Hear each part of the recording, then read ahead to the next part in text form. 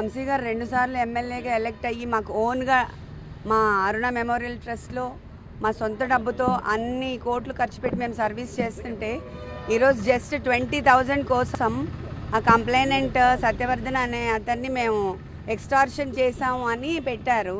వరకు నమ్మసక్యం అనేది నాకు అర్థం కావట్లేదు. జస్ట్ 20,000 కోసం అలా ఆ కేసు చాలా ఇదిగా ఫ్యాబ్రికేట్ చేస్తూ ఉన్నారు. ఆ అబ్బాయి మీద ప్రెషర్ తీసుకొచ్చి మనము 20,000 కోసం ఆ అబ్బాయిని అబ్డక్ట్ చేశామని అలా చాలా డిఫరెంట్గా ఫాల్స్ అలిగేషన్స్తో ఫ్యాబ్రికేట్ చేసేస్తూ ఉన్నారు. అండ్ మనము ఇక్కడ పోలీస్ థ్రెట్ ఉంది, ఫిజికల్ థ్రెట్ ఉంది, అవన్నీ మనం చెప్పాము. ఇక్కడ వంశీ గారికి ఆ టెయిల్ బోన్ ఫ్రాక్చర్ ఉంది, అందరికీ తెలుసు. కొన్ని బ్రీదింగ్ ఇష్యూస్ అవన్నీ ఉన్నాయి. అయినా ఆయన్ని పనిష్మెంట్ సెల్ లాగా 22 hours ఒక రూమ్లో పెట్టేసి ఎవరు రాకుండా ఎవరితో కాంటాక్ట్ లేకుండా అలా చేస్తున్నారు. ఇప్పుడు ఆయనకి బ్రీదింగ్ ఇష్యూ ఉంది, టెయిల్ బోన్ ఫ్రాక్చర్ అయింది, కింద పడుకోలేరు. బట్ కావాలనే వాళ్ళు ఇట్లా పనిష్మెంట్ సెల్లో పెట్టి చాలా ఫిజికల్గా they are making him suffer అన్నమాట. సో ఇది ఎంతవరకు కరెక్టో అది మనకి పబ్లిక్ అందరికీ తెలియాలి అని నేను చెప్తున్నాను. ఇది ఫుడ్ అంతా నేను ప్రయారిటైజ్ చేయట్లేదు. మన హెల్త్ ఒకటే మేము చాలా ఇంపార్టెంట్గా చూసుకుంటున్నాము. ఫిజికల్ హెల్త్ కాకుండా వాళ్ళు మెంటల్గా కూడా ఆయన్ని అలోన్గా పెట్టి కొంచెం మెంటల్గా లో చేసి డిప్రెషన్ గురి చేయాలని ట్రై చేస్తున్నారు.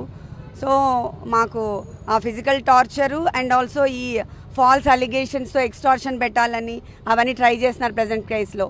సో అవన్నీ కూడా చాలా ఫ్యాబ్రికేట్ చేసి ఫాల్స్ కేసెస్ పెడుతున్నారు. ఆ ఫాల్స్ కేసు మీద ఈయన టార్చర్ చేయడం అది ఎంతవరకు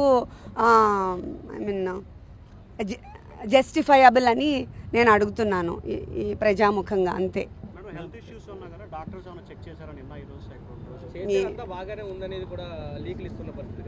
బాగానే ఉంది అంటే ఆయనకి టెయిల్ బోన్ ఫ్రాక్చర్ అయింది కొన్ని ఇయర్స్ క్రితం. ఆయన కింద అసలు కూర్చోకూడదు, పడుకోకూడదు అవన్నీ.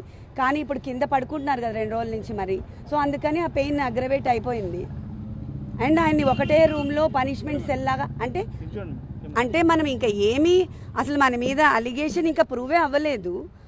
ముందే పనిష్మెంట్ సెల్లో వేసేసి 22 hours ఆయన్ని లాక్డ్ డోర్లో పెట్టేసి ఎవరు కలవకుండా ఒక 60 కెమెరాలు సీసీటీవీ కెమెరాలు పెట్టేసి అలా చేయటము ఎవరైనా చార్లెస్ శోభరాజో లేకపోతే పెద్ద క్రైమ్స్ చేసే వాళ్ళని చూసేటట్టుగా they are taking him to that level. So అది ఇంత ఫాల్స్ కేసెస్లో అంత చేయడం అవసరం? ఇంకా ప్రూవ్ కూడా అవ్వలేదు కదా. మనం రిమాండ్ మీద కదా తీసుకొచ్చారు, ఇంకా అలిగేషన్స్ ప్రూవ్ కాలేదు కదా. మరి ఎందుకు అంత పనిష్ చేస్తున్నారు ఫిజికల్గా? అంటే ఇప్పుడే మేము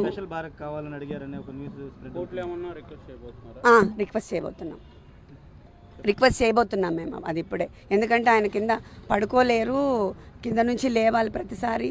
జస్ట్ నేల మీద కదా, ఆ టెయిల్ బోన్ తగులుతూ ఉంటుంది కదా. టెయిల్ బోన్ మీకు అందరికీ తెలిసి ఉంటుంది, ఆ వెన్నెముకలో లాస్ట్లో ఉంటుంది. అది ఆల్రెడీ ఆయనకి ఫ్రాక్చర్ ఉంది పాపం. అదొకటి. బ్రీదింగ్ ఇష్యూస్ ఉన్నాయి. కోవిడ్ తర్వాత ఆయనకి చాలా బ్రీదింగ్ ఇష్యూస్ ఉన్నాయి, స్లీప్ యాప్నియా ఉంది. సో ఇవన్నిటికి అట్లా క్లోజ్ రూమ్లో లాక్ చేస్తే బ్రీదింగ్ ఆడదు కదా. బ్రీదింగ్ ఇష్యూస్ ఉన్న వాళ్ళకి ఆక్సిజన్ సప్లై సరిగా అవ్వదు. అవన్నీ ఫిజికల్గా టార్చర్ పెడుతున్నారు ఇప్పుడు.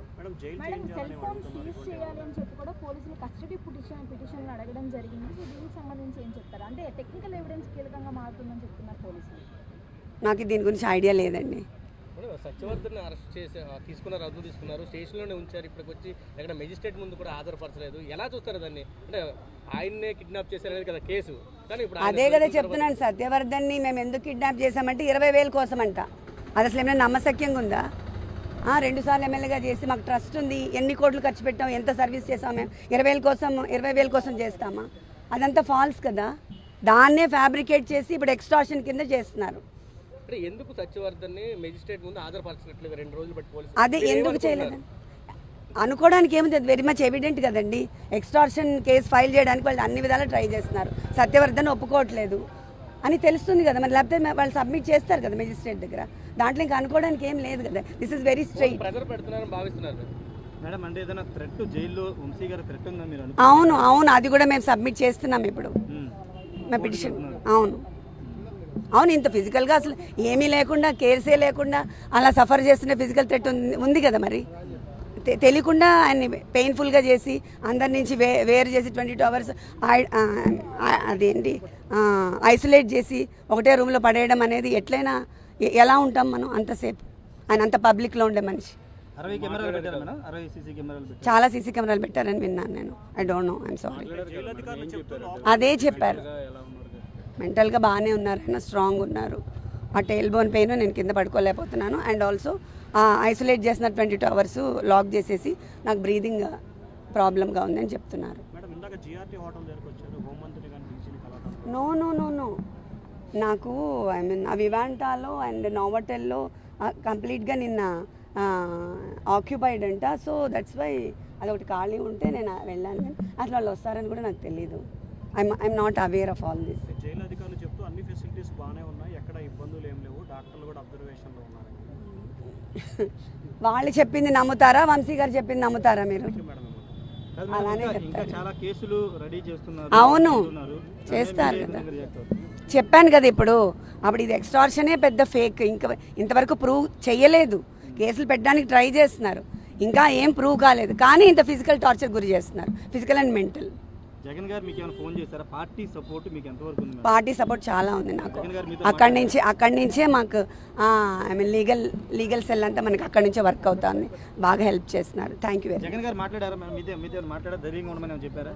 చెప్పారు నాకు. నెక్స్ట్ వీక్ ఆయనతో మీటింగ్ కూడా ఉంది. కలుస్తున్నారా? ఏముంది, చట్టం తన పని తను చేసుకెళ్ళిపోతుంది. ఏదైనా తప్పు చేసిన వాడికి ఏదో టైంలో శిక్ష తప్పదు, వెళ్తుంది. దానికి మనం రకరకాల మనుషులు రకరకాలుగా మాట్లాడుతున్నారు. నిన్న వైఎస్ఆర్సీపీ వాళ్ళందరూ బయటకు వచ్చి డీసీపీ ఆఫీసులో మాకు రిప్రజెంటేషన్ ఇవ్వలేకపోయాము, ఇలాంటి మాటలు మాట్లాడుతూ ఉంటే కర్మ సిద్ధాంతం అన్నది నాకేదో గుర్తొచ్చింది. కొన్ని కర్మ సిద్ధాంతాలు కూడా ఉంటాయి కదా. లాస్ట్ టైం మీకు వాళ్ళకి గుర్తు చేయాలి, మమ్మల్ని కనీసం డీసీపీ ఆఫీస్ గేట్ కూడా ముట్టుకొని ఇచ్చేవారు కాదు. మా పార్టీ ఆఫీస్ నుంచి మేము బయలుదేరితే అక్కడ ముళ్ళ కంచెలు లాంటివి వేసి, ఇనుప కంచెలు వేసేసి, పోలీస్ ప్రొటెక్షన్ పెట్టేసి మమ్మల్ని లోపల కూడా వెళ్ళకుండా కిలోమీటర్ అవతలే మమ్మల్ని ఆపేసే పరిస్థితి. ఈరోజు చాలా మంది ఈ 7 నెలల కాలంలో డీసీపీని కలిసిన సందర్భాలు చాలా ఉన్నాయి వైఎస్ఆర్సీపీ వాళ్ళు. ఇదే ఎక్స్ మినిస్టర్ అంబటి రాంబాబు వీళ్ళందరూ కూడా ఈ 7 నెలల్లో 2-3 సార్లు వెళ్ళి డీసీపీని కలిసిన సందర్భం కూడా ఉంది. నిన్న డీసీపీ గారు ఏదో బిజీగా ఉండుంటారు, అక్కడ ఉన్న వాళ్ళకి ఇచ్చి రావాలి. దానికి ఇంత రాద్ధాంతం చేసి మళ్ళీ పైగా డీసీపీ ఆఫీసును కూడా, అంటే వాళ్ళు బ్యాక్ ఒక్కొక్కసారి వెళ్ళి వాళ్ళ గతం కూడా ఒకసారి గుర్తు తెచ్చుకుంటా ఉండాలి. దాన్నే కర్మ సిద్ధాంతం అంటారు. అది ఎలా మర్చిపోకూడదు? మనం మర్చిపోయిన కర్మ అన్నది మర్చిపోదు కదా, అదే జరుగుతుంది. అక్రమ అరెస్ట్ వైసీపీ ఎప్పుడు అక్రమ అరెస్ట్ అంటది. మమ్మల్ని చేస్తేనేమో అవి కరెక్ట్ అరెస్టులు, ఇవేమో అక్రమ అరెస్టులు. అందులో పెట్టినవేమి సెక్షన్స్ ఒకసారి చూసుకుంటే దానికి అనుగుణంగానే కోర్టు కూడా సబ్మిట్ చేశాము. జడ్జి గారు కూడా రిమాండ్ విధించారు. ఫర్దర్ గా ఏం జరుగుతుందని కోర్టులు చూసుకుంటాయి కదా. ఈ 6 నెలలు 8 నెలలు అవుతుంది, కానీ చాలా కేసుల విషయంలో నిర్లక్ష్యంగా ఉన్నది అన్నటువంటి ప్రధానమైనటువంటి ఆరోపణ మీ కొత్త క్యాడర్ నుంచే వస్తుంది. సోషల్ మీడియాలో పూర్తి స్థాయిలో మీకు వ్యతిరేకంగా పోస్టులు పెడుతున్నారు. మీకు విషయం ఏంటంటే ఇప్పుడు ఏదైనా చాలా జాగ్రత్తగా చేయాలండి. ఇది లా అండ్ ఆర్డర్కి సంబంధించిన విషయం, కోర్టులకు సంబంధించిన విషయం. ఒక కేసు పడింది అనుకుంటే ఆ కేసు ఎందుకు ఏ రకంగా పడింది అవన్నీ కూడా మేము కూలంకషంగా మేము చర్చించుకోవాలి. ఒక డీటెయిల్ రిపోర్ట్ ఇవ్వాలి అనుకుంటే గనక మేము అంత స్టడీ చేయకుండా మేము ఇవ్వకూడదు. అంటే ప్రతి ఒక్క విషయంలోనే కూడా అందరికీ న్యాయం జరగాలనే కోరుకుంటున్నాము. తప్పు చేసిన వాడికి శిక్ష పడాలని కూడా కోరుకుంటున్నాం. మీరు అబ్జర్వ్ చేసుకుంటే లాస్ట్ విజయనగరం జిల్లాలో ఒక పోక్సో కేసు ఒకటి వచ్చింది. పోక్సో కేసులో 3 నెలల కాలంలోనే అతగాడికి జైలు శిక్ష పడింది. అదే విజయనగరం జిల్లాలో 6 నెలల కాలంలోనే పోక్సో కేసులో 25 ఏళ్ల జైలు శిక్ష పడిన సందర్భం కూడా ఉంది. రీసెంట్ గా 10 days బ్యాక్ ఒక పోక్సో కేసులో 3 months లో శిక్ష పడింది. సో ఈ విషయంలో నేనేమంటానంటే పోలీస్ డిపార్ట్మెంట్ వాళ్ళు కానీ ప్రాసిక్యూషన్ వాళ్ళు కానీ ఈ ఇద్దరు కూడా కోఆర్డినేట్ చేసుకుని ఎఫ్ఐఆర్ నోట్ చేసిన దగ్గర నుంచి ఛార్జ్ షీట్ నోట్ చేసిన దగ్గర నుంచి కూడా కోఆర్డినేట్ చేసుకుని వెళ్తే శిక్ష పడే పరిస్థితులు కూడా చాలా ఎక్కువగా కనిపిస్తూ ఉంటాయి. అండ్ దానివల్ల ఎటువంటి ఇబ్బంది కూడా కలగదని నా ఉద్దేశం. అది దురదృష్టం అండి. అంటే విషయం ఏంటంటే ఫర్దర్ గా మీకు లాస్ట్ 6 months లో కూడా చూసుకుంటే యాక్చువల్ క్రైమ్ రేట్ 9% తగ్గింది. ఎందుకంటే మీరు అబ్జర్వ్ చేసుకున్నా కూడా ఎక్కడ కూడా నిందితులను పట్టుకునే విషయంలో ఎక్కడ కూడా చిన్న నిర్లక్ష్యం కూడా మేము వ్యవహరించట్లే. ఇమీడియట్గా 24 to 48 అవర్స్లో మేము పట్టుకుంటున్నాము. As per rule, as per police rule, as per law మేము వాళ్ళని ప్రొడ్యూస్ చేస్తున్నాం. వాళ్ళకి కూడా రిమాండ్స్ వెళ్తున్నాయి. మాక్సిమం వాళ్ళకి శిక్ష తొందరగా పడేయడానికి కూడా ఛార్జ్ షీట్స్ ఓపెన్ చేయడం కానీ, వాటికి సంబంధించిన క్లూస్ ఇవ్వడం కానీ, ఫోరెన్సిక్ రిపోర్ట్స్ ఇవ్వడం కానీ చాలా తొందరగా డిపార్ట్మెంట్ వాళ్ళు చేస్తున్నారు. కాకపోతే 1 or 2 సిచ్యువేషన్స్ డెఫినెట్గా జరుగుతున్నాయి. ఈ రోజు చూస్తే అమ్మాయితో నేను వాళ్ళ తల్లిదండ్రులతో కూడా నేను మాట్లాడాను. అమ్మాయితో ఫోన్లో మాట్లాడడం కూడా వాళ్ళకి కొంచెం ధైర్యంగా ఉంటుందని చెప్పి ఇక్కడ నుంచి నేను అన్నమయ్య జిల్లా అమ్మాయిని ఇమీడియట్గా ఇప్పుడు బెంగళూరు కూడా షిఫ్ట్ చేశారు. మన మంత్రిగా రాంప్రసాద్ రెడ్డి గారు కూడా ఇమీడియట్గా అక్కడికి వెళ్లారు. లోకేష్ గారు కూడా వాళ్ళతో పరామర్శించారు, వాళ్ళతో ఫోన్లో మాట్లాడారు. నేను కూడా మాట్లాడాను. ఎట్టి పరిస్థితుల్లోనే ఆ అమ్మాయి కంపల్సరీగా బతకాలి, అమ్మాయికి క్షేమంగా బయటకు వస్తుందని నమ్మకం మాకుంది. నిందితుడు ఎవరైనా కూడా కంపల్సరీగా యాజ్ ఎల్ యాజ్ పాసిబుల్ పట్టుకుంటాం. శిక్ష అయితే చాలా గట్టిగా కూడా ఉంటుంది.